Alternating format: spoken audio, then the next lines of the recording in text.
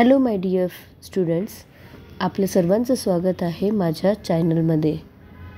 आज मी तुमच्यासमोर 8th स्टँडर्डची मराठी सुलभ भारती यामधील 13वा पाठ संतवाणी याविषयी सांगणार आहे. मुलांनो, संतवाणी म्हणजे काय तुम्हाला माहिती आहे का? संतवाणी म्हणजे संतांची गोडवाणी.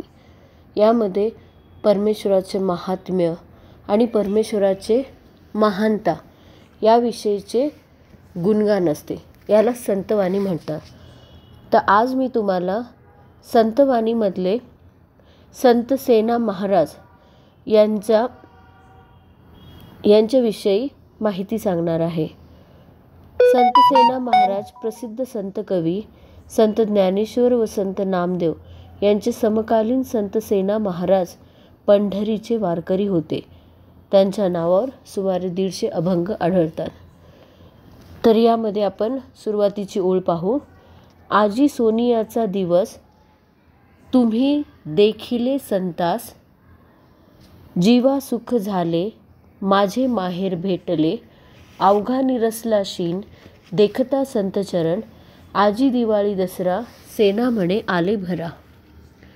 त्याच्यामध्ये संत भेटीने झालेल्या अद्वितीय आनंदाचे वर्णन करताना संत सेना महाराज म्हणतात की आजी सोनियाचा दिवस दृष्टी देखिले संतास. म्हणजे काय? आजच अपूर्व असा सोन्याचा दिवस उगवला आहे, कारण आज माझ्या नजरेला संतांचे दर्शन झाले.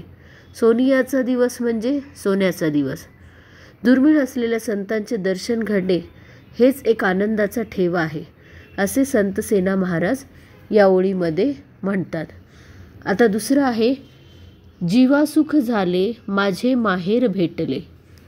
ज्याप्रमाणे सासरी नांदणारी मुलगी माहेरी आल्यावर तिला जसा प्रचंड आनंद होतो, त्याचप्रमाणे माझ्या जीवाचे आज समाधान झाले आहे. का समाधान झाले आहे? कारण माझे माहेर प्रत्यक्ष भेटल्याचा अतीव आनंद यामध्ये आपल्याला दिसतो. आता तिसरी आहे, अवघा निरसला शीन देखता संत चरण. शीन म्हणजे काय मुलांनो? शीन म्हणजे थकवा. अवघा म्हणजे काय? संपूर्ण. आता या ओळीमधून आपल्याला काय कळतं? संत चरण दृष्टीला पडल्याने माझा सगळा थकवा नाहीसा झाला आहे, सगळा क्षीण नाहीसा झाला आहे. म्हणजे यामध्ये आपल्याला त्यांना काय सांगायचं आहे? प्रत्यक्ष संत चरणाच्या स्पर्शाने माझे काया वाचा मन उत्साहित झाले आहे, माझे मन प्रसन्न झाले आहे. आता यानंतरच्या ओळीमध्ये काय आहे? आजी दिवाळी दसरा सेना म्हणे आले घरा.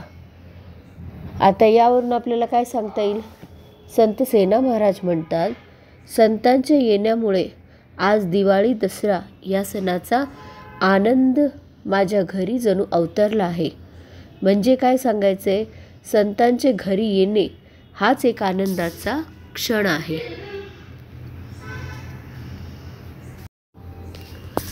आता यानंतरचं आहे ते पहा.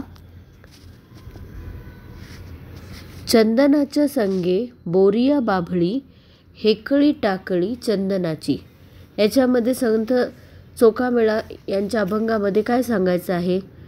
ज्याप्रमाणे चंदनाच्या सहवासात बोरी, बाभळी, अन्य झाडे व झुडपे आली तर ती चंदनाप्रमाणे सुगंधी होतात, त्याचप्रमाणे संतांच्या सहवासात आलेले सर्वजण भाविकही बनतात. म्हणजे इथं काय सांगायचं आहे की ज्याच्या संगतीमध्ये आपण जाऊ त्याप्रमाणे आपली पण संगत आणि वळण होते. याच्यामध्ये हे सांगायचं आहे की आपण चंदनाच्या संगे जर राहिलं तर बोरी, भाबडी या काट्यांच्या झाडाला सुद्धा चंदनाचा सुवास येतो.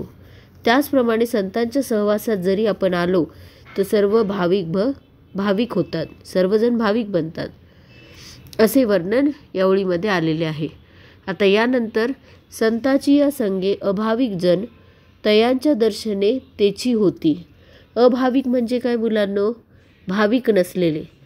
आणि संगे म्हणजे सोबत, दर्शने म्हणजे दर्शनाने.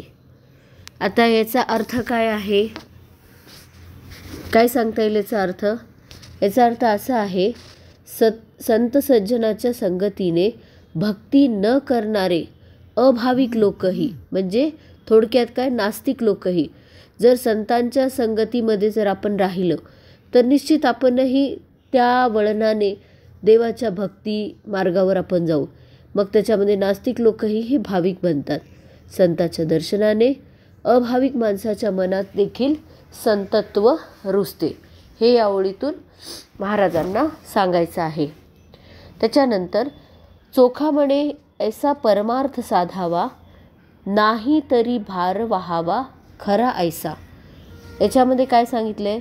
संत चोखामेळा म्हणतात, सज्जनांच्या संगतीत राहून परमागती साधावी, परमार्थाचे परमसुख घ्यावे, नाही तर सारे जीवन भूमीवरच ओझे ठरेल. म्हणजे काय सांगायचं थोडक्यात, जन्माला येऊन जन्माचे सार्थक करायचे असेल तर संतांच्या संगतीत राहावे, अन्यथा तुम्ही भूमीला भारभूत ठराल. भारभूत म्हणजे भार ठराल. तर संत चोखामेळा यांना याच्यामध्ये काय सांगायचं आहे? थोडक्यात भावार्थ असा की संतांच्या सहवासात राहून मिळणाऱ्या आनंदाचे वर्णन प्रस्तुत अभंगात केलेले आहे. आणि यामध्ये संत चोखामेळा महाराजांनी, संत चोखामेळा यांनी, संत कवीने असं सांगितले आहे की संतांच्या सहवासात राहून आनंद आपल्याला मिळतो. त्याच्यासाठी त्यांनी वेगवेगळे उदाहरणे देऊन हे आपल्याला सांगून दिलेले आहे. तर थोडक्यात तुम्हाला संतवाणीचे हे मला असं वाटतं की तुम्हाला कळालं असेल भावार्थ. काही अडचण असेल, काही भावार्थ समजला नसेल तर नक्कीच तुम्ही मला माझ्या याच्यावर कमेंट करून सांगा. Thank you for watching this video.